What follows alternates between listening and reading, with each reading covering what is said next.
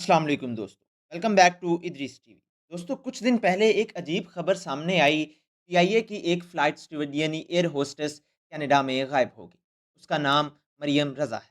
ये पीआईए की फ्लाइट पीके 798 में अपनी ड्यूटी दे रही थी। ये फ्लाइट इस्लामाबाद से पहुंची थी।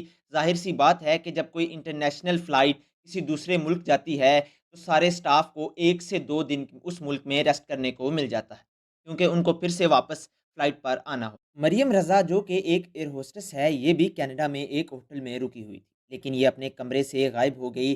उससे भी अजीब बात ये थी कि कमरे में उसका यूनिफ़ॉर्म मौजूद था और उस पर एक नोट रखा हुआ था, जिस पर लिखा हुआ था, शुक्रिया पीआईए। अब आप हैरान होंगे कि मरियम रज़ा जो 15 साल से पीआईए में नौकरी कर रही थी, अचानक कहाँ गायब हो गई और ये नोट किसने लिखा? दोस्तों, वीडियो में आगे बढ़ने से पहले मैं ये बता दूँ कि ये वीडियो मैं एक सब्सक्राइबर के कहने पर बना रहा हूँ। उन्होंने मुझे इंस्टाग्राम पर इस टॉपिक का बताया था।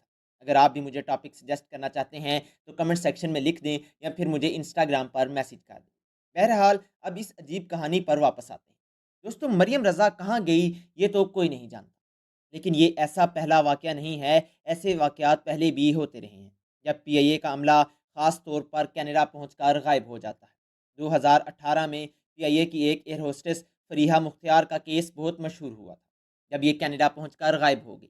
बाद में पता चला कि ये कनाडा के एक होटल में काम कर रही हैं और एक और पाकिस्तानी एयर होस्टेस जो पहले ही गायब हो चुकी थी, उसके घर में रह रही थी। पिछले साल भी पीआईए का एक फ्लाइट अटेंडेंट रमज़ान गुल कनाडा तो ज़रूर, लेकिन ये भी वहाँ से गायब हो गया। 2023 में तो 7 ऐसे वाक़यात सामने आए थे जब पीआईए का अमला कनाडा में लापता हो गया।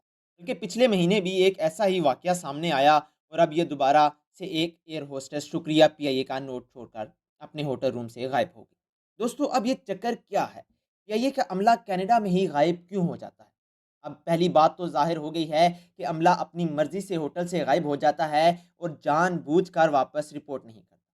लेकिन इसकी वजह क्या है? दोस्तों, कनाडा में ज़ाइलम लेना कदरे आसान है।